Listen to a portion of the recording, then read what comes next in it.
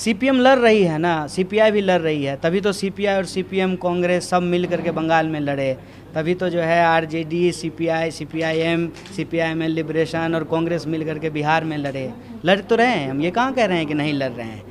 मैं एक ऐतिहासिक जिम्मेवारी की बात कर रहा हूँ और ये जिम्मेवारी की अपेक्षा मैं इस देश के सिर्फ खुद से नहीं, लाखों करोड़ों नौजवानों से है कि वो सब इस ऐतिहासिक वक्त में, मौजूदा परिस्थिति में इस जिम्मेवारी को समझें कि देश की सबसे बड़ी विपक्षी पार्टी है कांग्रेस और कांग्रेस भाजपा के सामने एक मुकम्मल विकल्प है। ऐसे में सब लोग इधर उधर अपनी एनर्जी नहीं लगाएं, सारी एनर्जी एक जगह जमा करके कांग्रेस के साथ जो है वो जोड़ना चाहिए। ये हमारी समझ है। ये समझ क्यों है? क्योंकि हमको लगता है कि कांग्रेस जो है एक पार्टी तो है ही, संसदीय लोकतंत्र है, बहुदलीय व्यवस्था है। चाइना थोड़ी है कि एक ही पार्टी होगा, भारत है, यहाँ पे इतनी पार्टियाँ हैं। यही भारतीयता है और इसी भारतीयता पे हम लोग गर्व करते हैं। तो ये जो विरासत है, ये विरासत तभी बचेगी जब कांग्रेस मजबूत होगा और इसी समझदारी के साथ कि आज़ादी के आंदोलन के जो मूल्य थे वो भी बचे और आज के जो हमारे सवाल हैं, नहीं अभी गुजरात में हीरोइन पकड़ा गया है, उसका कौन है हीरो कौन है विलेन नहीं पता चल रहा है, पेट्रोल डीजल का रोज़ दाम बढ़ रहा है, 9 महीने से किसान बैठे हुए हैं, मैं बिहार से आता हूँ, पलायन अभी तक नहीं रुका है। ये आज के मुद्दे हैं। इस आज के मुद्दे को एक विकल्प के तौर पे कौन दे सकता है? जो सब देश की सबसे बड़ी विपक्षी पार्टी है। तो अनावश्यक जो है किंतु परंतु नहीं हो, लड़ाई आमने सामने का है। उधर गोडसे को मानने वाले हैं, इधर गांधी को मानने वाले लोग हैं, गांधी को मानने वाले लोगों को इकट्ठा होना चाहिए।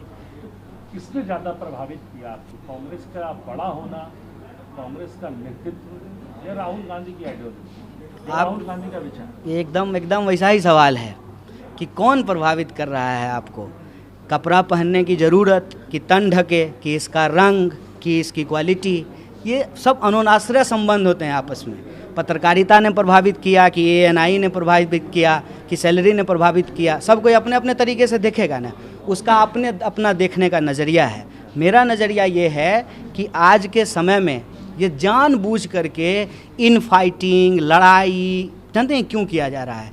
ताकि जनता के मन में ये जाए कि देखो कुछ भी है, मोदी जी के सामने कोई विकल्प ही नहीं है। तब 200 रुपये किलो जो है, 200 रुपये किलो जो है आप सरसों तेल खरीदिए, 100 रुपये लीटर जो है पेट्रोल खरीदिए और उधर से जो है ड्रग्स लाएगा और ड्रग्स जो है खा करके भूल जाइए कि 15 लाख रुपया आपके खाते में नहीं आया है, 2 करोड़ नौकरी नहीं मिली है। तो इस सवाल को गुमराह करने के लिए ये करना ज़रूरी होता है। हम ये बात पहले भी बोल चुके हैं। देखिए, अगर आपको हीरो दिखाना है ना, तो सब आपके से ख़राब दिखने वाले व्यक्ति को आपके आसपास खड़ा करना पड़ेगा। तो जो प्रधानमंत्री जी से अच्छा भी व्यक्ति है ना, उसको खराब दिखाना ज़रूरी है। तो मुझे लगता है कि ये एक ऐसा संकट है कि इस संकट में हम लोगों को प्रधानमंत्री जी के कहे हुए उस शब्द का आशय समझना चाहिए, जिसमें वो कहते हैं कि कांग्रेस मुक्त भारत होगा। तो कांग्रेस मुक्त भारत होगा मतलब विपक्ष मुक्त भारत होगा, विपक्ष मुक्त भारत होगा मतलब लोकतंत्र मुक्त भारत होगा, लोकतंत्र मुक्त भारत होगा मतलब तानाशाही युक्त भारत होगा, और हम तानाशाही युक्त भारत नहीं चाहते हैं। अच्छा, आप से विपक्ष कैसे एक हो? आपने कहा कि विपक्ष को एक होना पड़ेगा, विपक्ष कैसे एक हो? टीएमसी के अंदर कांग्रेस के नेता चले जाते हैं और पार्टियों के नेता कांग्रेस में आ जाते हैं। किस तरीके से ये आप कह सकते हैं बिल्कुल के सब एक ही समान विचारधारा पे लड़ रहे हैं, लेकिन टीएमसी गोवा में चुनाव लड़ रही है, टीएमसी त्रिपुरा में चुनाव लड़ रही है। प्रभाव नहीं है गोवा में टीएमसी का, ये भी आप बेहतर जानते हैं, लेकिन वहाँ कांग्रेस के एक बड़े नेता को लेके आया जाता है। राहुल गांधी के नेतृत्व मानने की बात आती है तो आम आदमी पार्टी बना कर देती है। राहुल गांधी के नेतृत्व में हम किसान संसद जहाँ चल रही है वहाँ नहीं जाएंगे। टीएमसी भी गाहे बगाहे टीएमसी का मुखपत्र कहता है कि राहुल गांधी फेल रहे हैं, और ये बात किसी से छुपी नहीं है कि कांग्रेस के अंदर राहुल गांधी ही जो है वही भले प्रोजेक्ट नहीं किया पीएम के तौर पर, लेकिन सर्वा एक अग्रणी नेता वही हैं, फेस वही है। आपको नहीं लगता कि ऐसे में विपक्ष कैसे एक हो? और एक जैसे आपने जहाज की बात कही थी, उस दिन भी मैंने आपसे पूछा था कि जब वो कप्तान है तो बाकी छोटी कश्तियों के जो कप्तान हैं उनको भी अपना कप्तान मानना चाहिए, मेन बोट के कप्तान। देखिए, इसमें ना जो आप पूरा सवाल पूछें उसका 2 पक्ष है। एक पक्ष है विचारधारात्मक, दूसरा है चुनावी।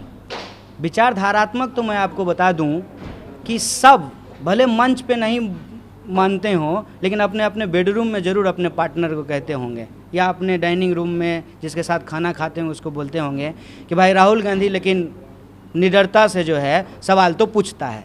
हो सकता है कि उनके मन में सीडी और ईडी का डर हो, इनके मन में सीडी और ईडी का डर नहीं है। कोई सीडी नहीं है अमित शाह के पास, ठीक है, ईडी का डर नहीं है कि ईडी चला जाएगा घर पे। तो ये एक आज की बड़ी ज़रूरत है कि जो लोग ईमानदार हैं वो बहादुरी से जो है सरकार से सवाल पूछ रहे हैं। बहुत सारे लोग चुनावी स्पेस हैं कवर किए हुए, ठीक है, लेकिन जो विपक्ष की भूमिका निभानी चाहिए एक एंकर के तौर पे, वो एंकर वो नहीं बन पा रहे हैं। और इसी विचारधारात्मक घालमेल का नतीजा है कि आजा आजा मेरी गाड़ी में बैठ जाइए चल रहा है। लेकिन इससे जो है देश का राजनीतिक विकल्प निकलेगा नहीं, क्योंकि मैं बार बार कहता हूँ कि बीजेपी आज अगर सत्ता में काबिज हुई है तो इन्हीं लोगों को हरा के हुई है, इन्हीं को हरा करके वो चैंपियन हुई है। तो फिर अगर आप उसी रास्ते पे चलेंगे तो आप कैसे हराएंगे? और आप तो मीडिया को कवर करते हैं, ठीक है, सबसे ज़्यादा इलेक्शन बॉन्ड अगर बीजेपी को मिल रहा है तो सबसे ज़्यादा मीडिया को ऐड देगा। जिसको सबसे ज़्यादा ऐड देगा वो दिन भर भजन करेगा, और जब भजन करेगा तो लोगों का उससे परसेप्शन बनेगा। आप ये देखिए कि अंतरकलह, अभी खूब इस पे सवाल आपने भी पूछा, बहुत लोग पूछ रहे हैं, अंतरकलह कांग्रेस का दिख रहा है, जबकि एक तरफ कह रहे हैं कि कांग्रेस जो है वो तो कुछ है ही नहीं, वही लोग बोल रहे हैं। लेकिन भाजपा जो सबसे बड़ी पार्टी है, जहां सत्ता है, कान पकड़ करके जो है मिनिस्टर को भगा दिया जा रहा है और वो एक शब्द एक बाइट आपको नहीं दे पा रहे हैं।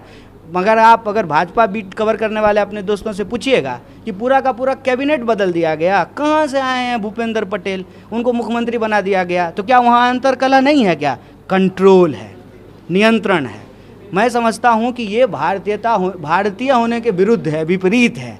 तो कुछ समय के लिए चल रहा है, चलने दीजिए, ये बहुत दिन तक चलने वाला नहीं है। देश को एक ईमानदार नेतृत्व की ज़रूरत है जो निडर हो, बहादुर हो और जनता के सवालों से जिसका सरोकार हो।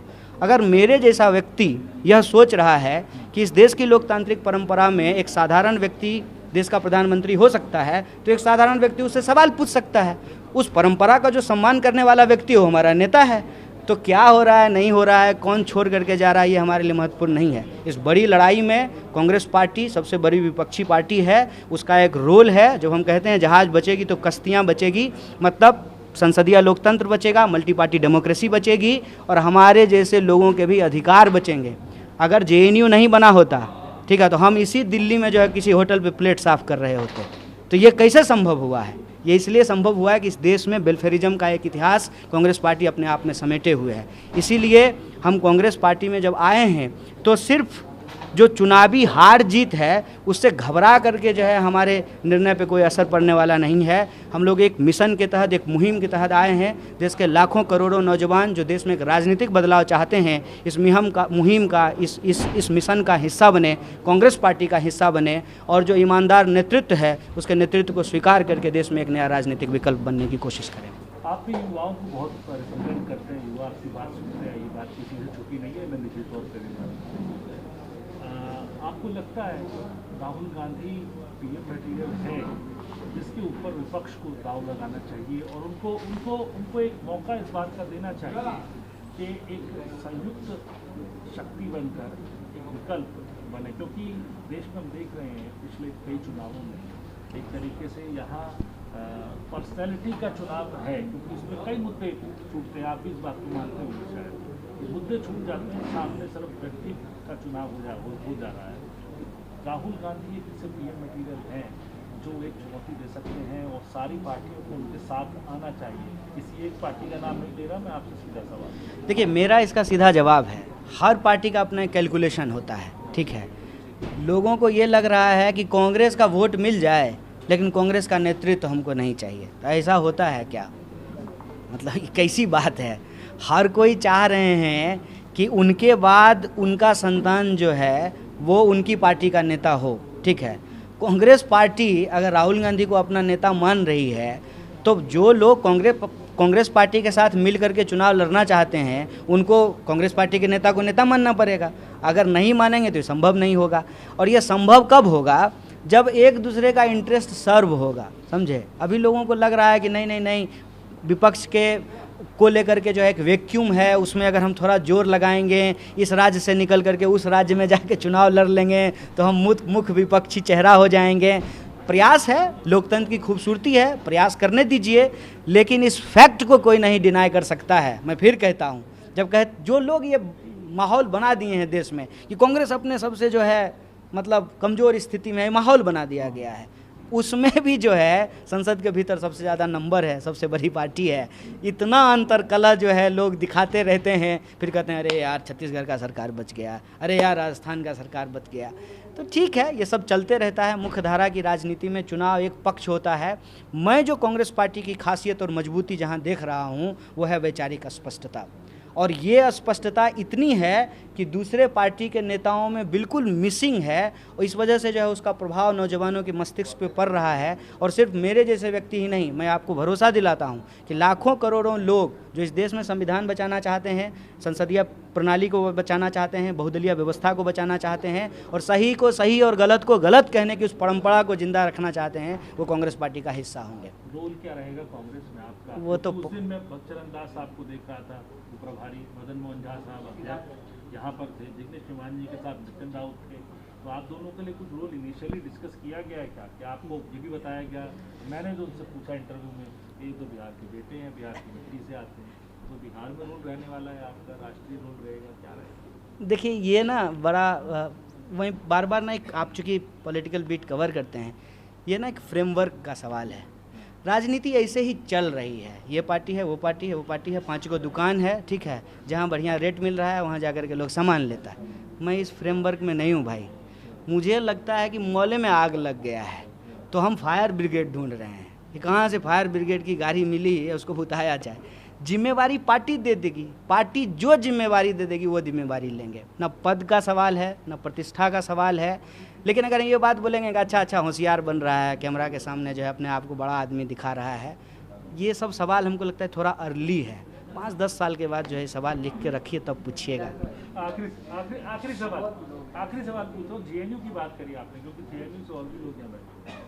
जेएनयू इतनी चर्चा में नहीं था पहले। जेएनयू चर्चा में आता था कि वहाँ से कुछ स्कॉलर आ गए, आईएएस आ गए, आईपीएस आ गए, और बड़े बड़े लोग आए, नेता आए वहाँ से बहुत।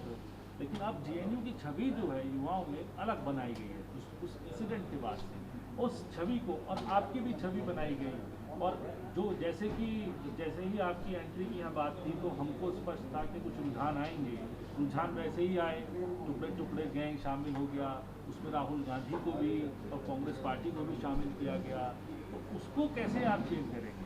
देखिए एक बात आपको बताते हैं, आम के पेड़ के नीचे खड़ा होकर के ना खूब जोर से माइक लगा के बोलें कि केला है केला है, तो आम केला हो जाएगा? नहीं होगा ना। जेएनयू एक संस्थान है, और उस संस्थान में हमारे जैसे हजारों लोग आए और चले गए।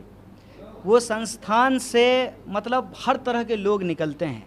वो किसी एक विचारधारा की, एक संगठन की बपौती नहीं है, उसको सिंबलाइज किया गया है उस तरीके से। हम पूछते हैं कि जेएनयू अगर इतना ख़राब है इनकी नज़रों में, जो गद्दी पे बैठे हुए हैं, तो दुद्दू को मिनिस्टर काहे जेएनयू से बनाए हैं? डपोर संख हैं क्या? खुद सरकार नहीं चला सकते हैं? जेएनयू वाला चाहिए? अभी जिस लड़की का वीडियो वायरल हो रहा था उधर अमेरिका में, वो जेएनयू से पढ़ी हुई है। अभी पैरा ओलंपिक हुआ है, उसमें से पदक लेकर के आया है जेएनयू। जेएनयू का पहचान सिर्फ हमसे नहीं है भाई, इनको मज़ा आता है। काहे भाई? तो ब्रांड चिपकाते हैं। आप भी जानते हैं कि भाजपा के अलावे और हमको कोई टुकड़ा गैंग का लोग नहीं कहता है। जब भाजपा कहता है ना तो उसी का टुकड़ा करेंगे। अपने बारे में सोचे। और इतना दुखी क्यों हो रही है कांग्रेस को लेकर के? कांग्रेस जितना कमज़ोर होगी उनके हिसाब से तो उनको खुश होना चाहिए ना।